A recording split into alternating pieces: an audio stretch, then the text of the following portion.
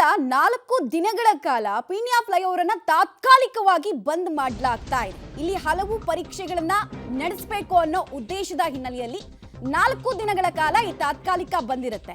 ಇಂದು ರಾತ್ರಿ 11 ಗಂಟೆಯಿಂದ ಜನವರಿ 19ನೇ ತಾರೀಕು ತನಕ ಪೀಣ್ಯ ಫ್ಲೈಓವರ್ ಅನ್ನು ಟೆಂಪರರಿಯಾಗಿ ಕ್ಲೋಸ್ ಮಾಡಲಾಗ್ತಾ ಇದೆ.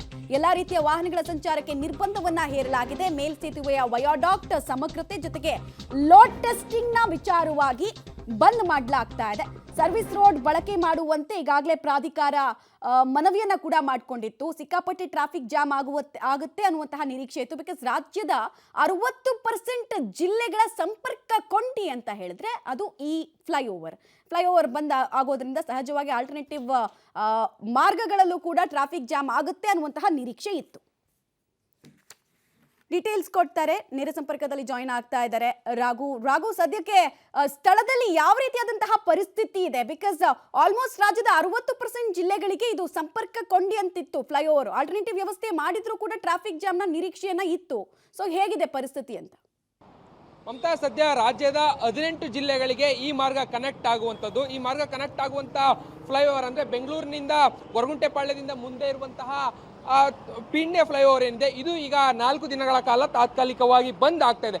ಕಾರಣ ಇಷ್ಟೇ, ಗೊರಗುಂಟೆಪಾಳ್ಯದಿಂದ ನಾವು ಪಾರ್ಲೇಜಿ ಫ್ಯಾಕ್ಟ್ರಿ ಕಡೆ ಹೋಗುವಂತಹ ಮಾರ್ಗ ಏನಿದೆ ಆ ಮಾರ್ಗದ 5 ಕಿಲೋಮೀಟರ್ ವಯಾಡಕ್ಟ್ ಏನಿತ್ತು ಅದರ ಒಂದು ಪರಿಶೀಲನೆ ಆಗಬೇಕಿದೆ, ಜೊತೆಗೆ ಅದರ ಸೇಫ್ಟಿ ಟೆಸ್ಟಿಂಗ್ ಆಗಬೇಕಿದೆ. ಸೊ ಈ ಕಾರಣಕ್ಕಾಗಿ ಸದ್ಯ ರಾಷ್ಟ್ರೀಯ ಹೆದ್ದಾರಿ ಪ್ರಾಧಿಕಾರ 4 ದಿನಗಳ ಕಾಲ ಇದನ್ನು ಬಂದ್ ಮಾಡಲಿಕ್ಕೆ, ಅಂದರೆ ಫ್ಲೈಓವರ್ ಅನ್ನು ಬಂದ್ ಮಾಡಲಿಕ್ಕೆ ಮುಂದಾಗಿರುವಂಥದ್ದು. ಕಳೆದ 1.5 ವರ್ಷಗಳಿಂದಲೂ ಸಾಕಷ್ಟು ಸಮಸ್ಯೆಗಳಿತ್ತು. IAS ತಜ್ಞರು ಕೂಡ ಇದರ ತನಿಖೆಯನ್ನು ಮಾಡಿದ್ರು, ಏನೆಲ್ಲ ಸಮಸ್ಯೆಗಳಿದೆ ಅಂತ.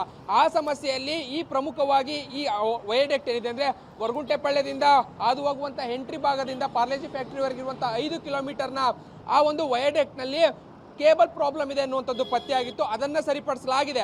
ಅದರ ಪರಿಶೀಲನೆ ಅಂದರೆ ಅದು ಹೇಗಿದೆ, ಅದರ ಕಂಡೀಷನ್ ಹೇಗಿದೆ, ಜೊತೆಗೆ ಅದರ ಲೋಡ್ ಟೆಸ್ಟಿಂಗ್ ಅನ್ನು ಮಾಡಬೇಕಾಗಿರುವಂಥ ಕಾರಣಕ್ಕಾಗಿ ಸದ್ಯ ಈಗ 4 ದಿನಗಳ ಕಾಲ ಇದರ ಬಂಧನ ಅಂದರೆ ಫ್ಲೈಓವರ್ ಬಂಧನ ಮಾಡಲಾಗ್ತಿದೆ. ಅದಕ್ಕೆ ಸಂಬಂಧಪಟ್ಟಂತೆ ಈಗಾಗಲೇ ರಾಷ್ಟ್ರೀಯ ಹೆದ್ದಾರಿ ಪ್ರಾಧಿಕಾರ ಸಂಬಂಧಪಟ್ಟಂತಹ ಸೂಚನಾ ಫಲಕಗಳನ್ನು ಹಾಕಿದೆ. ಇವತ್ತು ರಾತ್ರಿ 11 ಗಂಟೆಗೆ ಕಂಪ್ಲೀಟ್ ಆಗಿದ್ದು ಬಂದ್ ಆಗುತ್ತೆ.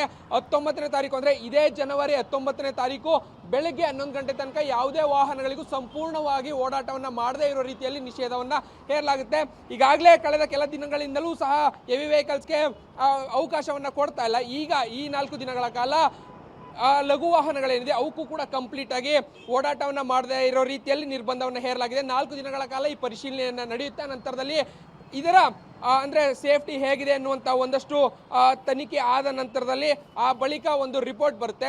ಆಮೇಲೆ ಇದರ ಫ್ಲೈಓವರ್ ಹೇಗಿದೆ, ಜೊತೆಗೆ ಲಘು ವಾಹನಗಳನ್ನು ಹೊರತುಪಡಿಸಿ ಹೆವಿ ವೆಹಿಕಲ್ಗಳಿಗೂ ಕೂಡ ಅವಕಾಶವನ್ನು ಕೊಡಬಹುದು ಅನ್ನುವಂಥದ್ದು ಆ ನಂತರದಲ್ಲಿ ಗೊತ್ತಾಗುತ್ತೆ. ಬಟ್ ಮುಂದಿನ 4 ದಿನಗಳ ಕಾಲ ಸರ್ವಿಸ್ ರಸ್ತೆಯನ್ನೇ ಬಳಕೆ ಮಾಡಬೇಕಿದೆ. ಈ ಭಾಗದಲ್ಲಿ ಸಂಚಾರ ಮಾಡುವಂಥ ಪ್ರತಿಯೊಂದು ವಾಹನವೂ ಕೂಡ ಸರ್ವಿಸ್ ರಸ್ತೆಯನ್ನೇ ಬಳಕೆ ಮಾಡಿ ಓಡಾಟವನ್ನು ಮಾಡಬೇಕಿದೆ. ಸೊ ಹಾಗಾಗಿ ಸಾಮಾನ್ಯವಾಗಿ ಈ ಭಾಗದಲ್ಲಿ ಮುಂದಿನ 3-4 ದಿನ ಟ್ರಾಫಿಕ್ ಸಮಸ್ಯೆಯನ್ನ ಸವಾರರು ಎದುರಿಸಬೇಕಾದಂತಹ ಪರಿಸ್ಥಿತಿ ಬರಬಹುದು. ಮಮತಾ, ರೈಟ್, ಧನ್ಯವಾದ ರಾಘು ತಮ್ಮೆಲ್ಲ ಮಾಹಿತಿಗಾಗಿ.